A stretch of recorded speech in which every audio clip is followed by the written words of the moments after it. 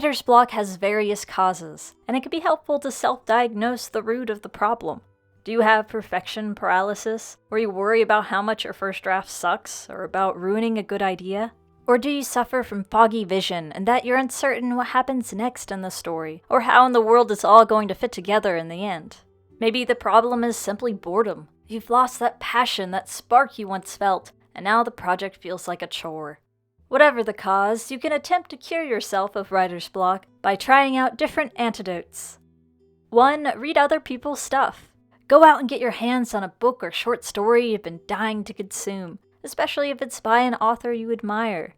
Pick up childhood favorites you haven't read in decades. Spend time browsing books and read first pages until one snags your attention, then gobble the whole thing down in a week. If you're looking for an ego boost, choose an easy read that you know is going to be a completely cliché, cookie-cutter book. These are the types of stories that will make you go, hey, the bar isn't that high. You might also explore nonfiction books, psychology, science, history, memoir. Once you've chosen your reading material, highlight or take pictures of quotes that stand out to you. Then after you arrive at the last page, write a review for yourself. With fiction, think about what the writer did well and what they didn't, and list examples from the book to prove your point. If it was a bad book, how would you make it a good one? What strategies will you pursue or avoid in your own writing based on what this particular novel has taught you? With nonfiction, you can list facts you learned or muse about the questions the book raised. How might you incorporate those types of ideas into your work in progress? Reading is the ultimate panacea because it provides guidance and inspiration. 2. Read your own stuff. Look at an early chapter of your novel or a draft of a short story that you're proud of. Read it slow, soak it in, fall in love with yourself. Afterward, give yourself a pat on the back and say, dang, look how much I've already written. If my past self can do it, then my present self can too. If the writing sucks and you hate it, think about how you can improve that particular scene or story. Save the old draft, make a new copy, and revise it in one sitting, or just add detailed notes for future revision. Then move on to write a paragraph of new material, using the confidence you've gained from your past self. 3. Imitate your heroes. Read a few pages from a writer whose work is similar to yours. If you're struggling to write an action sequence, find one in their books. Analyze how they structure the scene.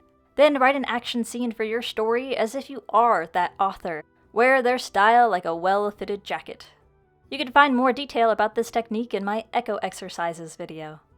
4. Write in pieces. My brain dislikes writing in sequential order, and I'll often brain dump entire dialogue exchanges and descriptions from random parts of the story into my notes. These are usually the juicy bits, tense conversations, cool action scenes, emotional reveals. I keep each of these dangling scenes in a document separate from my chronological manuscript until I get to that point in the story, where I can then paste it into its appropriate slot. If I write chapter 16 before chapter 11, I know I'll have to bridge those parts. But it doesn't feel as daunting because I have both a starting point and a destination. It's just a matter of filling in the blanks. I use this technique on a paragraph-to-paragraph basis as well. I'll write the opening of the scene and the end of it, then jump around, barfing out whatever bits of dialogue and description come to me first. Then I write the parts that will bridge those moments into something cohesive. I have a better idea of where the scene is going because I've already written the end. It's like doing a jigsaw puzzle. The more pieces you connect, regardless of where they are, the better you can see the big picture. You might write a random scene and later determine that it no longer has a place in the story, but oftentimes the kernel of an idea from these early scene drafts can be recycled and become a pivotal moment in the final draft. Take Jodi Picoult's advice to heart. You can always edit a bad page. You can't edit a blank page. 5. Make a list. This is helpful when you have no idea where the story is going or the pacing is starting to drag. Open a new document. Write a question you're struggling to answer, such as, why does he decide to participate in the tournament? Or, what would make this scene more exciting? Set a timer for 20 minutes and list 10 possible answers, no matter how stupid or out there they seem. If your question is simply, what happens next? Be sure to come up with crazy things that would never happen. The sweet mother accidentally kills her daughter. The main character cuts his own finger off, on purpose. This exercise will help you move beyond the obvious paths and travel down one that makes you want to know more. 6. Summarize. Just thinking about your story is like a hamster running on a wheel, treading the same path over and over. Your ideas need to leave your head in order to go anywhere. Say you only have a vague idea of what needs to happen in a particular chapter. For example, the protagonist accidentally eavesdrops on his best friend and discovers that he's in cahoots with the villain. Expand on that summary. Write the play-by-play, as if you're describing a scene from a movie, but include the character's emotions too. I've provided an example in the video description. I always discover new details as I'm writing the summary that would have never occurred to me with the thoughts floating around in my head. The key is to summarize the scene into something that can be visualized. Then it's just a matter of translating that outline into description and dialogue. 7. Surprise yourself. This is for when you've lost your passion for your work in progress. What discovery would make you view one of your characters in a new light? For example, would you be surprised to learn that a religious figure was once an atheist? Maybe they reveal that in a conversation. Does one character harbor an unexpected crush on another? Use this new information to keep things interesting and move the story forward. Show how their behavior changes when that person is in the room. Find ways to get immersed in your world again too. Regardless of genre, you could create an odd tradition specific to the setting or characters. Add an event that shakes the community to its core, like the death of someone important who meant different things to different people. If you need to write an interaction between two characters, but you're stagnating, add a third character or change the players involved in the scene and see if that makes you write more.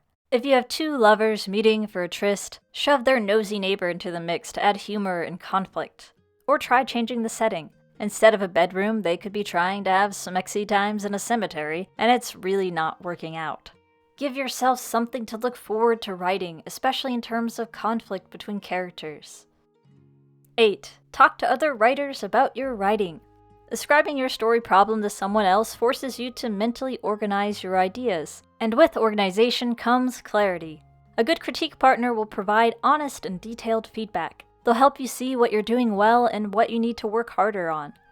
When asking for feedback, be sure to ask specific questions about your concerns. How can I improve the believability of the plot? How can I make the protagonist more likable?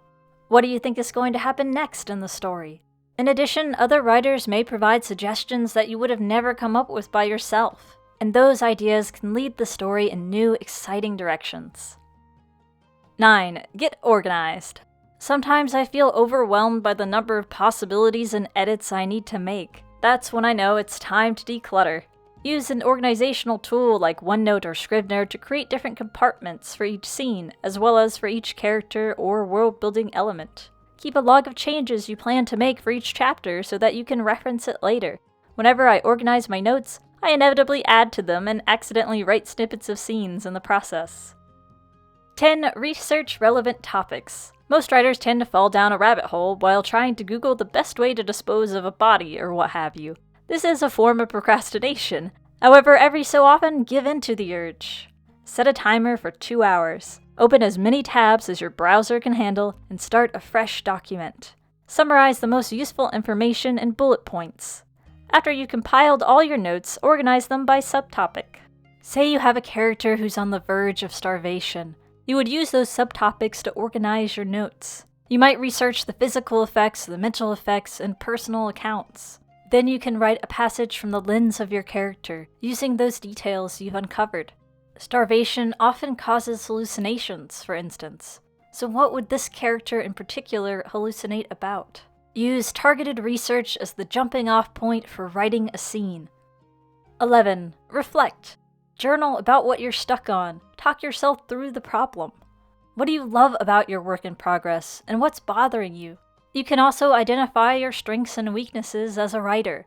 What parts of the writing process do you want to get better at, and what steps can you take to improve? Maybe you struggle with setting descriptions. Challenge yourself to add more sensory details to your next scene. Focus on that one aspect during the draft, then go back and edit with other elements in mind. It's easy to get overwhelmed by the sheer amount of stuff we have to keep in mind while writing. We have to ensure the characters are consistent, the dialogue sounds realistic, the conflict is interesting, and 1,000 other things. So narrow it down and choose one aspect to focus on. Write scenes that utilize your strengths too. If you're good at writing romance, jump into a kissing scene between characters, even if it doesn't happen until later in the story. Don't worry about whether or not it will make it into the final draft. Just write. 12. Change your environment. Writing somewhere else can signal to your brain, okay, this place is a writing space. Get to work. You could try your local library, a park bench, or a cafe. Libraries are my favorite because you're surrounded by books made by people who also once agonized over writing a sentence. Sometimes even just writing in another room will help your concentration. Pretend there's been a power outage and write by candlelight in your bathtub. If you don't want to lose the freedom to write in your underwear, you can change your virtual environment instead. Make the font size huge so that you feel like you're writing more pages, or super small so you don't keep rereading it. Change the font style to match the mood of the story, whether it's Book Antiqua or Calibri. Write with pencil and paper instead of a keyboard. Draw your attention to the act of writing by shaking things up. 13. Start a new project. If you're feeling truly burned out, give yourself permission to explore another idea you've been dying to write. Develop an outline for a new novel in a different genre from the one you're working on. Draft a 4,000 words short story and polish it until it shines. Write a 50-word story and submit it to microfiction sites like 50-word stories. Prove to yourself that you can finish something, and never doubt your mind's capacity for creativity. 14. Use music to set the mood. Choose one song to play on repeat that evokes the emotions you're looking to write in a particular scene. Let the images play through your mind, then jot down ideas and draft the scene you've envisioned. For a fun, adrenaline-filled action scene, you might choose He's a Pirate from the Pirates of the Caribbean soundtrack. While writing a bittersweet goodbye scene, I listened to Happy by Marina and the Diamonds on a loop. Try not to distract yourself by skipping through your music library. Keep your focus on the writing and the mood you're trying to evoke. 15. Refresh. You know how your brain sometimes starts going crazy with ideas at super inconvenient times, such as right before you go to sleep? Replicate that effect by letting your brain relax. Free your mind from a computer screen and let your thoughts flow where they may. Go for a run or a hike, play your favorite sport, anything that gets your heart racing and distracts you. Wear yourself out and take a long shower or bath. Meditate. Clean your closet or your bookshelf or your car, something that puts you in a productive mood. Refresh and start your next writing encounter with a clean slate. 16. Live life. Stories are inspired by the real world, our experiences, our emotions, the people around us. So go out and do things. Take a look at your local event calendar. Learn about mushrooms on a guided hike through a local park. Take a carpentry class. Visit art exhibits or learn to play a new instrument. Take a day trip somewhere and try out the local attractions. Afterward, you can journal about the experience in a free verse poem. Capture the sensory details and feelings of the experience, so that you can channel those emotions into a future story. 17. This. Exactly what you're doing right now.